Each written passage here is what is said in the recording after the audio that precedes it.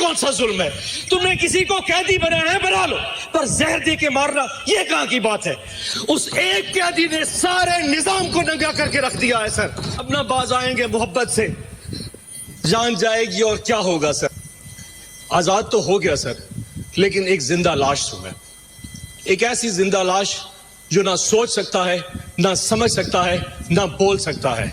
مجھے اٹھا لیا گیا جی لاہور ڈیفنس سے، 14 دن میں جو بھی چلا کاٹا سر، واپسی پہ ایک سٹیٹمنٹ دے دی تھی جس میں 20 سیکنڈ کی ایک ویڈیو سٹیٹمنٹ دی کہ میں تحریک انصاف جنوبی پنجاب کی صدارت سے استعفیٰ دیتا ہوں اور 9 مئی کی مذمت کرتا ہوں، اور مجھے آزاد کر دیا گیا۔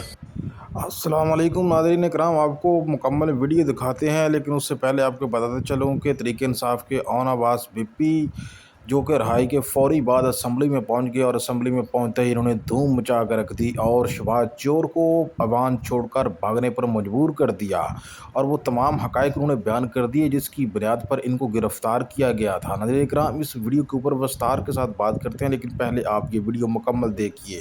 11 مہینے بعد سر میں یہاں پہ تقریر کر رہا ہوں۔ اس 11 مہینے میں میرے ساتھ کیا کیا نہیں ہوا سر، اس کی تھوڑی سی بازگشت ہونی چاہیے، and this is very emotional sir. 9 مئی کا واقعہ ہو گیا سر، 9 مئی کے بعد روپوش ہو گیا، 4.5 مہینے سر مختلف گھروں میں چھپے رہے سر، کبھی کسی کے گھر کبھی کسی کے گھر، بچے لے کے در بدر گھرتے رہے سر، جگہ ختم ہو گئی، گاڑیاں نمبر پلیٹیں تبدیل کرنی پڑی، میرے بیٹے نے ملک سے باہر جانا تھا، چھپا کے اس کو ایئرپورٹ سے واپس بھیجا، اور پتہ نہیں کیا کیا نہیں ہوا سر۔ 4.5 مہینے بعد امنگ آل مائی کولیگس مجھے اٹھا لیا گیا جی لاہور ڈیفنس سے، 14 دن سر میں کہیں رہا، 14 دن میں جو بھی چلا کاٹا سر، واپسی پہ ایک سٹیٹمنٹ دے دی تھی جس میں 20 سیکنڈ کی ایک ویڈیو سٹیٹمنٹ دی کہ میں تحریک انصاف جنوبی پنجاب کی صدارت سے استعفیٰ دیتا ہوں اور 9 مئی کی مذمت کرتا ہوں، اور مجھے آزاد کر دیا گیا۔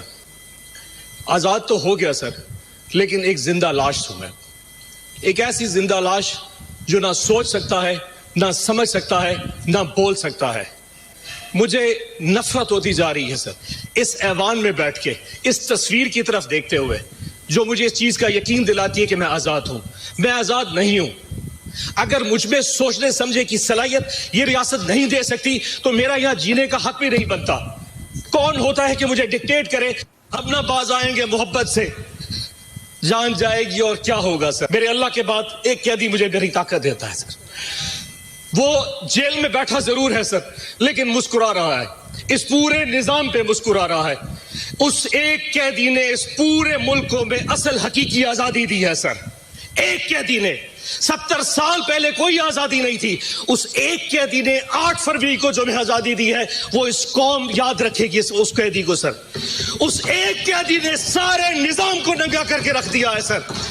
8 فروری کو، جب اس سے پہلے 6 مہینے میرے ڈپریشن میں گزارے سر، جب 8 فروری کو میں نے لوگوں کو نکلتے دیکھا، جتنی کچھ پری پول ریگنگ کی گئی، ہمارے کینڈیڈیٹس اٹھا لیے گئے، جلسے جلوس نہیں کرنے دیے گئے، کسی کچھ بھی نہیں کرنے دیا، لیکن 8 فروری کو جب عوام نکلی، وہ نون لیگ اور پیپلز پارٹی کے جب ان کے کیمپ میں جا کے سر وہاں سے پرچی بنوا رہی تھی، اینڈ پہ جا کے خوف میں جا کے ووٹ عمران خان کے کینڈیڈیٹ کو دے رہی تھی، کسی بینگن کو، کسی جوتے کو، کسی سبز مرچوں کو، جو بھی نشان تھے۔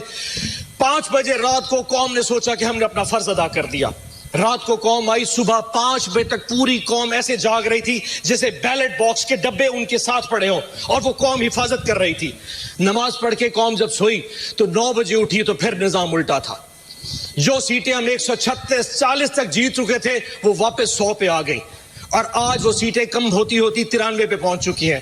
تاج صاحب آپ تو اپنی روتے ہیں سر، ہماری سنیے کہ جن لوگوں کے پاس فارم 47 ایشو ہو گیا، فارم 45 تو پریزائڈنگ آفیسر سے لیا ہی نہیں گیا، ریٹرننگ آفیسر نے بغیر فارم 45 دیکھے فارم 47 کے ریزلٹس ایشو کر دیے۔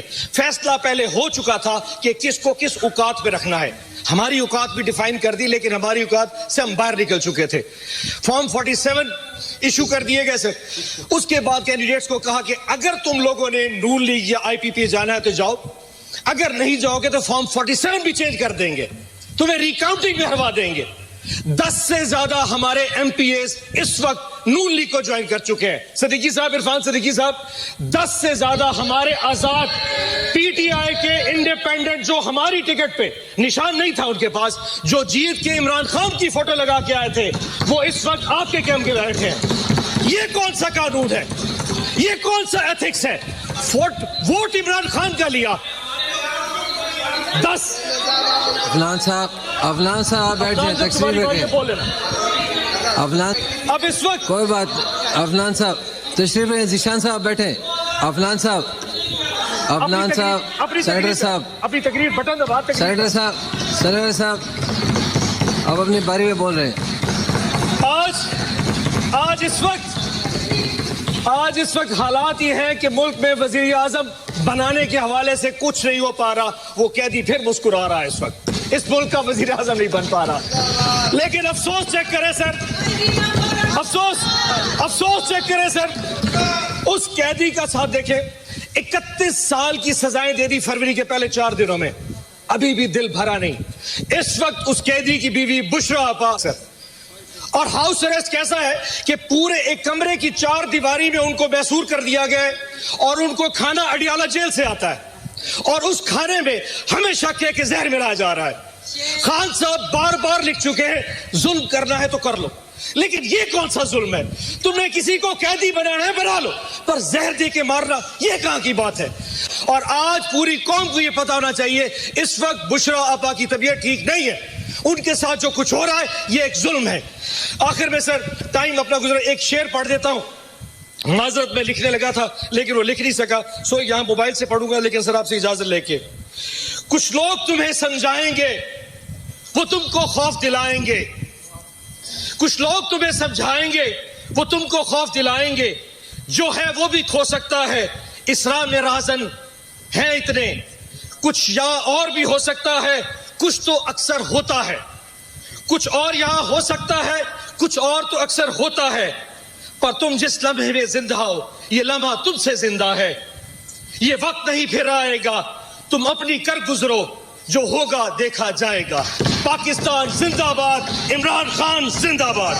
तो नाज़रीन इकराम, आपने देखा जी, पाकिस्तान तहरीक इंसाफ के औन अब्बास पिप्पी ने इंतहाई जज्बाती तकरीर की है ऐवान में, और चोरों को ना सिर्फ एक्सपोज किया बल्कि इसके साथ साथ उन्होंने मज़ीद शिकवा किया इस रियासत के साथ कि क्या फ़ायदा ऐसी झूठी आज़ादी का जिसमें हम आज़ादी से बोल ना सकें, आज़ादी से सोच ना सकें, आज़ादी से अपनी पार्टी को ज्वाइन ना कर सकें। दरअसल औन अब्बास पिप्पी नाज़रीन इकराम उन लोगों की तरफ इशारा कर रहे थे जिन्होंने 9 मई के बाद ज़बरदस्ती प्रेस कॉन्फ्रेंस करवा कर लोगों को पार्टी से अलहदा किया है। नाज़रीन इकराम, औन अब्बास पिप्पी ने तफसील के साथ बताया कि किस तरह से उनको लाहौर डिफेंस से गिरफ़्तार किया गया और उनको नामालूम मुकाम पर ले जाया गया।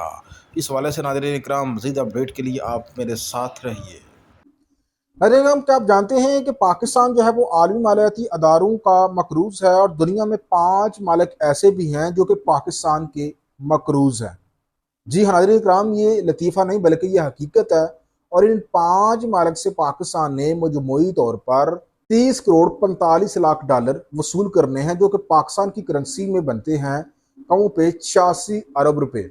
और इन 5 मालिक में बांग्लादेश, श्रीलंका, सूडान, इराक और गिनी बिसाऊ जो कि अफ्रीकी मुल्क है वो शामिल है। इन मालों को पाकिस्तान ने 80 और 90 की दहाई में एक्सपोर्ट क्रेडिट के तहत जो है अशिया बेची थी। उन्होंने पाकिस्तान से वादा किया था कि वो पैसे जो है पाकिस्तान को बाद में पे कर देंगे, लेकिन नाज़रीन किराम कई दहाइयाँ गुजर चुकी हैं, लेकिन तहा इन मालिक ने पाकिस्तान का ये कर्ज जो है वो वापस नहीं किया। आइए नाज़रीन किराम, आपको तफसील के साथ बताता हूँ कि कौन से मालिक ने पाकिस्तान का कितना कर्ज जो है वो देना है। तो सबसे ज़्यादा पाकिस्तान का जो मकरूज मुल्क है वो है जी इराक। इराक ने नाज़रीन किराम सबसे ज़्यादा 23 करोड़ 13 लाख डॉलर जो है पाकिस्तान के अदा करने हैं, जबकि दूसरा नंबर है सूडान का। सूडान से 4 करोड़ 66 लाख डॉलर पाकिस्तान ने वसूल करने हैं। तीसरे नंबर पे है जी बांग्लादेश पर शुगर प्लांट और सीमेंट की मद में 2 करोड़ 14 लाख डॉलर का कर्ज है, जबकि चौथा नंबर है गिनी बिसाऊ का, जिसने 36 लाख 53 हज़ार डॉलर की रकम जो है पाकिस्तान को अदा करनी है। सफारती ज़राए से इन ममालिक से बार बार कोशिशें की गई, लेकिन ताहाल नाज़रीन किराम इन ममालिक ने पाकिस्तान का कर्ज वापस नहीं किया। इन ममालिक को याद दहानी के खतूत और डिमांड नोटिस भी पाकिस्तान ने मतअद्दद बार भेजे हैं, लेकिन ताहाल जो है इस हवाले से कोई कामयाब पेशरफ्त नहीं हो सकी है। और ये कहा जा रहा है कि वाजिब अदा रकूम की रिकवरी के लिए मामला अब इन ममालिक के साथ आला तरीन सतह पर उठाने का फैसला किया गया है।